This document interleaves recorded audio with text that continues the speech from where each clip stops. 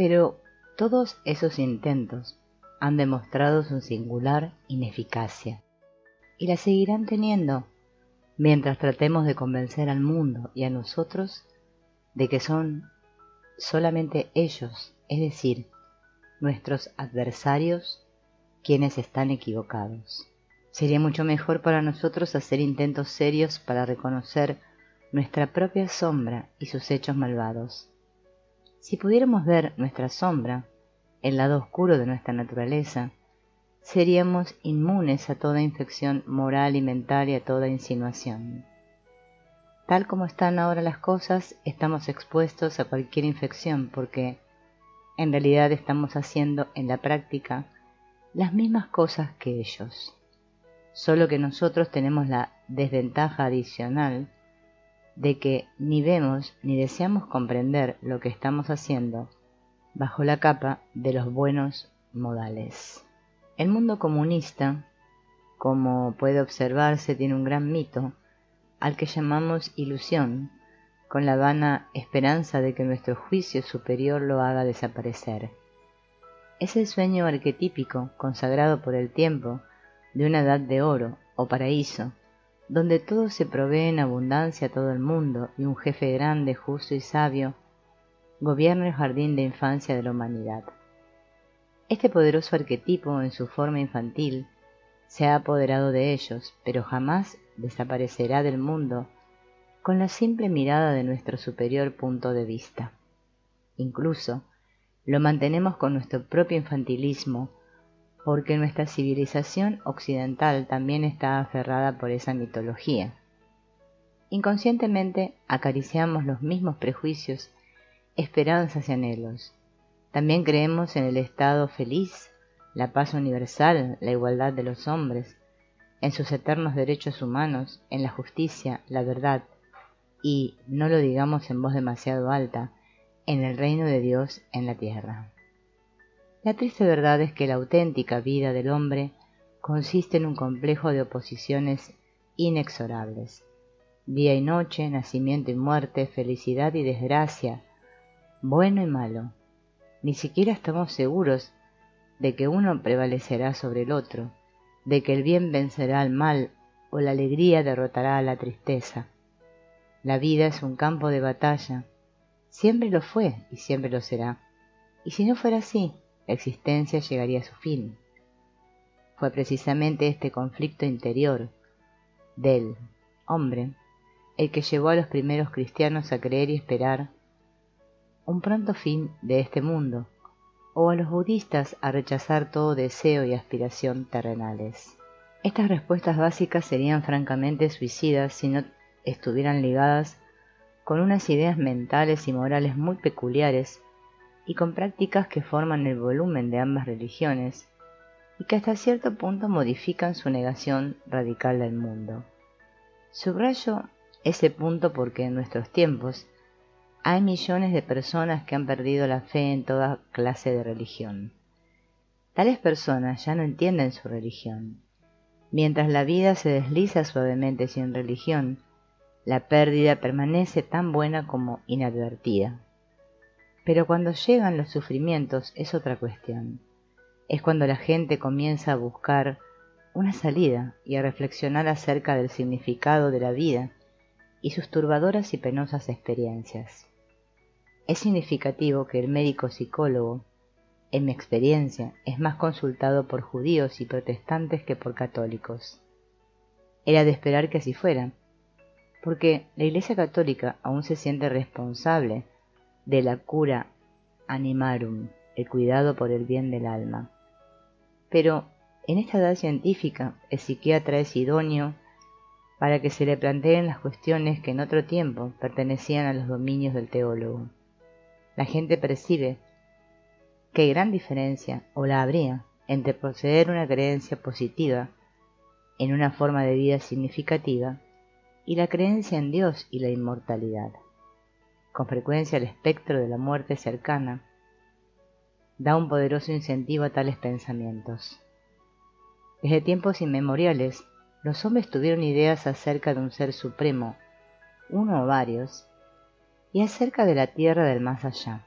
solo hoy día piensan que pueden pasarse sin tales ideas. Como no podemos descubrir con un telescopio el trono de Dios en el firmamento o establecer como cierto que un padre o madre amante está aún por ahí en una forma más o menos corporal, la gente supone que tales ideas no son verdad.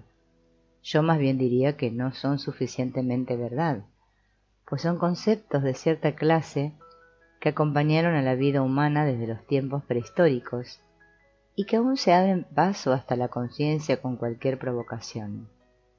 El hombre moderno puede afirmar que él prescinde de tales conceptos y que puede apoyar su opinión insistiendo en que no hay pruebas científicas sobre su veracidad, o incluso puede lamentarse de la pérdida de sus creencias. Pero, puesto que estamos tratando de cosas invisibles e inconocibles, porque Dios está más allá de la comprensión humana y no hay medio alguno de demostrar la inmortalidad, ¿por qué nos preocupamos de su demostración? Aun cuando no conociéramos con la razón nuestra necesidad de sal o de alimento, nadie dejaría por eso de utilizarlos. Podría argumentarse que la utilización de la sal es una mera ilusión del gusto o una superstición. No obstante, seguiría contribuyendo a nuestro bienestar. Entonces, ¿por qué nos privamos de ideas que demostrarían ser útiles en las crisis y darían sentido a nuestra existencia? ¿Y cómo sabemos que esas ideas no son verdad? Mucha gente estaría de acuerdo conmigo si yo afirmara de plano que tales ideas probablemente son ilusiones. De lo que no se dan cuenta es que la negación es tan imposible de demostrar como la afirmación de la creencia religiosa. Tenemos plena libertad para elegir qué punto de vista vamos a aceptar. En todo caso, será una declaración arbitraria. Sin embargo, hay una poderosa razón empírica en por qué habríamos de fomentar pensamientos que jamás pueden ser demostrados. Es que se sabe que son útiles. El hombre positivamente necesita ideas y convicciones generales que le den sentido a su vida y le permitan encontrar un lugar en el universo. Puede soportar las más increíbles penalidades cuando está convencido de que sirven para algo. Se siente aniquilado cuando en el colmo de todas sus desgracias tiene que admitir que está tomando parte en un cuento contado por un idiota. La misión de los símbolos religiosos es dar sentido a la vida del hombre. Los indios, pueblos, creen que son hijos del Padre Sol. Y esta creencia dota a su vida con una perspectiva y una finalidad que va más allá de su limitada existencia. Les da amplio espacio para el desenvolvimiento de la personalidad y les permite una vida plena de verdaderas personas. Su situación es mucho más satisfactoria que la del hombre de nuestra civilización, que sabe que es y seguirá siendo nada más que un ser vencido, sin un sentido íntimo que darle a su vida. Una sensación de que la existencia tiene un significado más amplio es lo que eleva al hombre más allá del mero ganar y gastar. Si carece de esa sensación, se siente perdido y desgraciado. Si San Pablo hubiera estado convencido de que no era más que un tejedor ambulante de alfombras, con seguridad no hubiera sido el hombre que fue. Su verdadera y significativa vida reside en su íntima certeza de que él era el mensajero del Señor. Se le puede acusar de sufrir megalomanía, pero tal opinión palidece ante el testimonio de la historia y el juicio de las generaciones posteriores. El mito que se posesionó de él le convirtió en algo mucho más grande que un simple artesano. Sin embargo, ese mito consta de símbolos que no fueron inventados conscientemente, solo ocurrieron. No fue el hombre Jesús el que inventó el mito del Dios hombre. Ya existía muchos siglos antes de su nacimiento. Él también se vio captado por esa idea simbólica que, como San Marcos nos cuenta, le sacó de la estrecha vida de un carpintero nazareno. Los mitos se remontan a los primitivos narradores y sus sueños, a los hombres movidos por la excitación de sus fantasías. Esa gente no era muy distinta de la que generaciones posteriores llamaron poetas y filósofos. Los primitivos narradores no se preocupaban del origen de sus fantasías. Fue mucho tiempo después cuando la gente empezó a preguntarse de dónde procedía el relato. Sin embargo, hace muchos siglos, de lo que ahora llamamos Antigua Grecia, la mente humana estaba lo bastante adelantada para sospechar que las historias de los dioses no eran más que arcaicas tradiciones exageradas acerca de reyes y jefes hacía mucho tiempo enterrados. Los hombres ya adoptaban la opinión de que el mito era muy improbable que significara lo que decía. Por tanto, trataron de reducirlo a una forma comprensible en general. En tiempos más recientes hemos visto que ha ocurrido lo mismo con el simbolismo onírico. Nos dimos cuenta en los días en que la psicología estaba en su infancia que los sueños tenían cierta importancia, pero al igual que los griegos se convencieron de que sus mitos eran puras elaboraciones de la historia racional o normal, así algunos de los precursores de la psicología llegaron a la conclusión de que los sueños no significaban lo que aparentaban. Las imágenes o símbolos que presentaban eran desechados como formas fantásticas en que se presentaban a la mente consciente los contenidos reprimidos de la psique. Así es que se dio por admitido que un sueño significaba algo que era distinto a su relato obvio. Ya expliqué mi desacuerdo con esa idea, desacuerdo que me condujo a estudiar la forma y el contenido de los sueños. ¿Por qué habían de significar algo que era diferente a su contenido? ¿Hay algo en la naturaleza que no sea lo que es? El sueño es un fenómeno normal y natural y no significa algo que no sea. Hasta el Talmud dice, el sueño es su propia interpretación. La confusión surge porque el contenido del sueño es simbólico y por tanto tiene más de un significado.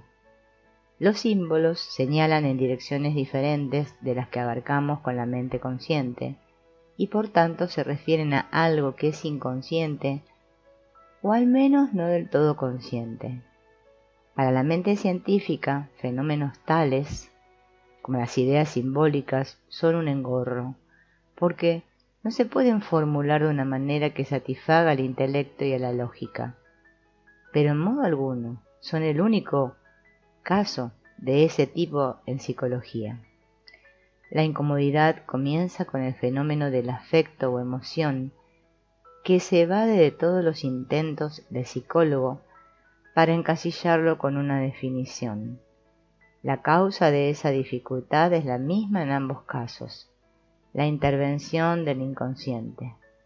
Conozco de sobra el punto de vista científico para comprender que es de lo más molesto tener que manejar hechos que no se pueden abarcar en forma completa o adecuada. El engorro de estos fenómenos es que los hechos son innegables y sin embargo no se pueden formular en términos intelectuales. Para ello tendríamos que ser capaces de comprender la vida misma, porque es la vida la que produce emociones e ideas simbólicas. El psicólogo académico está en plena libertad de desechar el fenómeno de la emoción o el concepto del inconsciente, o ambos de su consideración. No obstante, siguen siendo unos hechos a los que el médico psicólogo, por lo menos, tiene que prestar la debida atención, porque los conflictos emotivos y la intervención del inconsciente son los rasgos clásicos de su ciencia. Si trata a un paciente, se enfrenta con esos irracionalismos como con hechos difíciles, independientemente de su capacidad para formularlos en términos intelectuales. Por tanto, es muy natural que la gente que no ha tenido la experiencia médica del psicólogo encuentre difícil entender lo que ocurre cuando la psicología deja de ser un estudio tranquilo del científico en su laboratorio y se convierte en una parte activa de la aventura real de la vida.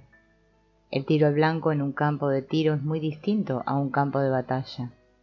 El doctor tiene que tratar con víctimas de una guerra auténtica. Tiene que ocuparse de realidades psíquicas, aunque no puede incorporarlas en definiciones científicas. Por eso no hay libro de texto que pueda enseñar psicología, se aprende solo con experiencia efectiva. Podemos ver claramente este punto cuando examinamos ciertos símbolos muy conocidos. La cruz en la religión cristiana, por ejemplo, es un símbolo significativo que expresa una multitud de aspectos, ideas y emociones. Pero una cruz puesta tras un nombre en una lista indica simplemente que el individuo está muerto. El falo es un símbolo amplísimo en la religión hindú, pero si un rapazuelo de la calle pinta uno en la pared, no hace más que reflejar interés por su pene. Como las fantasías infantiles y adolescentes con frecuencia se prolongan en la vida adulta, se tienen muchos sueños en los que hay inequívocas alusiones sexuales. Sería absurdo entenderlas como otra cosa, pero cuando un electricista habla del macho y la hembra en un enchufe, sería ridículo suponer que se recrea reavivando las fantasías de la adolescencia. Simplemente se utiliza pintorescos nombres descriptivos de los materiales que emplea. Cuando un hindú culto nos habla acerca del lingam, el falo que en la mitología hindú representa al dios Shiva, se pueden oír cosas que los occidentales jamás relacionaríamos con el pene. En realidad, el lingam no es una alusión obscena ni es la cruz, meramente un signo de muerte. Mucho de ello depende de la madurez del soñante que produce tales imágenes. La interpretación de los sueños y de los símbolos requiere inteligencia. No puede transformarse en un sistema mecánico y luego engranarlo en cerebros sin imaginación. Requiere a la vez un creciente conocimiento de la individualidad del soñante y una creciente autovigilancia por parte del intérprete. Los que no tienen experiencia en este campo negarán que haya normas sencillas que puedan ser útiles, aunque han de aplicarse con prudencia e inteligencia.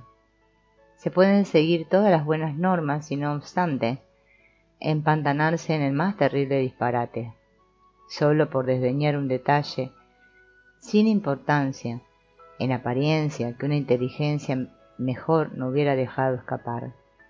Incluso un hombre de gran inteligencia puede desviarse por falta de intuición o de sensibilidad.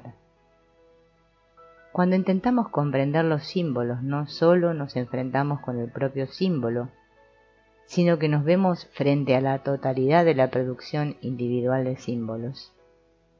Esto incluye el estudio de sus antecedentes culturales y en el proceso rellena uno muchos huecos con la cultura propia. He adoptado como norma considerar cada caso como una proposición completamente nueva acerca de la cual no debo saber ni siquiera el abecedario. Las respuestas rutinarias pueden ser prácticas y útiles mientras se está tratando la superficie, pero tampoco como se está en contacto con los problemas vitales, es la propia vida la que manda, y aún las brillantes premisas teóricas se convierten en palabrería. Imaginación e intuición son vitales para nuestra comprensión, y aunque la opinión popular corriente es que son valiosas, principalmente para poetas y artistas, que en nuestras cuestiones de juicio no serían de fiar, de hecho son igualmente vitales en los escalones más elevados de la ciencia. Ahí desempeñan un papel cada vez más importante, que suplementa el del intelecto racional y su aplicación a un problema específico. Incluso en física, la más estricta de todas las ciencias aplicadas, depende en un grado asombroso de la intuición que actúa a modo del inconsciente, aunque es posible demostrar después el proceso lógico que hubiera conducido al mismo resultado que la intuición. La intuición es casi indispensable en la interpretación de los símbolos, y muchas veces puede asegurarse que sean inmediatamente comprendidos por el soñante.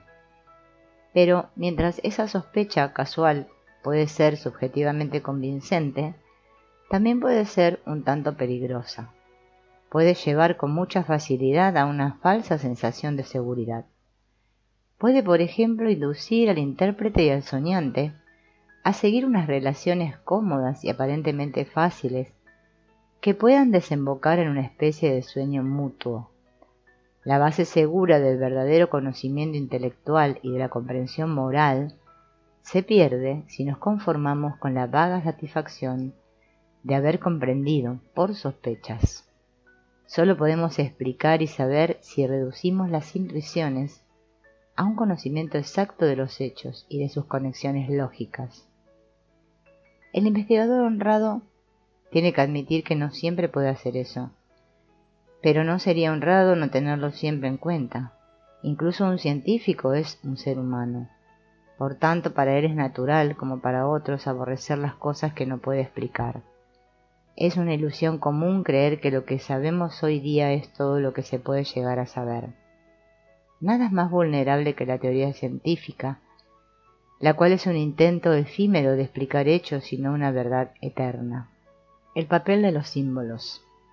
Cuando el médico psicólogo se interesa por los símbolos, primeramente se ocupa de los símbolos naturales, distinguiéndolo de los símbolos culturales.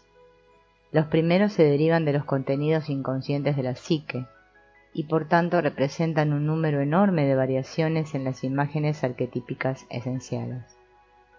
En muchos casos, aún puede seguirse su rastro hasta sus raíces arcaicas, es decir, hasta ideas e imágenes que nos encontramos en los relatos más antiguos y en las sociedades primitivas. Por otra parte, los símbolos culturales son los que se han empleado para expresar verdades eternas y aún se emplean en muchas religiones. Pasaron por muchas transformaciones e incluso por un proceso de mayor o menor desarrollo consciente, y de ese modo se convirtieron en imágenes colectivas aceptadas por las sociedades civilizadas. Tales símbolos culturales mantienen no obstante mucho de su original luminosidad o hechizo. Nos damos cuenta de que pueden provocar una profunda emoción en ciertos individuos, y esa condición psíquica hace que actúen en forma muy parecida a los prejuicios. Son un factor con el cual tiene que contar el psicólogo. Es tontería desdeñarlos, porque en términos racionales parezcan absurdos o sin importancia. Son integrantes de importancia de nuestra constitución mental y fuerzas vitales en la formación de la sociedad humana, y no pueden desarraigarse sin grave pérdida. Allí donde son reprimidos o desdeñados, su específica energía se sumerge en el inconsciente, con consecuencias inexplicables. La energía psíquica, que parece haberse perdido de ese modo, sirve, de hecho, para revivir e intensificar todo lo que sea culminante en el inconsciente. Tendencias que, quizá, no tuvieron hasta entonces ocasión de expresarse, o al menos no se les permitió una existencia no inhibida en nuestra conciencia. Tales tendencias forman una sombra permanente y destructiva en potencia en nuestra mente consciente. Incluso las tendencias que en ciertas circunstancias serían capaces de ejercer una influencia beneficiosa, se transforman en demonios cuando se las reprime. Esa es la razón de que mucha gente bien intencionada le tema incomprensiblemente al inconsciente y, de paso, a la psicología. Nuestros tiempos han demostrado lo que significa abrir las puertas del inframundo, cosas cuya enormidad nadie hubiera imaginado en la idílica inocencia del primer decenio de nuestro siglo, han ocurrido y han trastocado nuestro mundo. Desde entonces, el mundo ha permanecido en estado de esquizofrenia. No solo la civilizada Alemania vomitó su terrible primitivismo, sino que también Rusia está regida por él y África está en llamas. No es de admirar que Occidente se sienta incómodo. El hombre moderno no comprende hasta qué punto su racionalismo, que destruyó su capacidad para responder a las ideas y símbolos lumínicos, le ha puesto a merced del inframundo psíquico. Se ha librado de la superstición, o así lo cree, pero mientras tanto perdió sus valores espirituales hasta un grado positivamente peligroso. Se desintegró su tradición espiritual y moral, y ahora está pagando el precio de esa rotura en desorientación y disociación extendidas por todo el mundo.